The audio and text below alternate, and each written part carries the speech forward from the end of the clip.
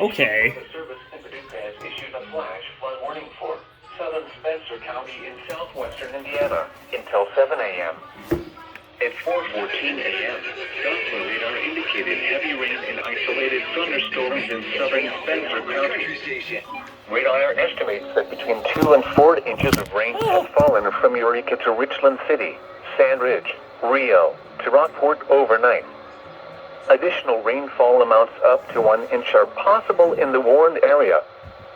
Flash flooding is ongoing or expected to begin shortly. This always happened early in the fucking morning. Expected hazards include flash flooding caused by heavy rain. Source: radar. The following impacts are expected: flash flooding of small creeks and streams, urban areas, highways, streets, and underpasses, as well as other poor drainage and low-lying areas. Some locations that will experience flash flooding include Rockport, Grandview, and Eureka. Repeating, a flash flood warning has been issued until 7 a.m. for the following county: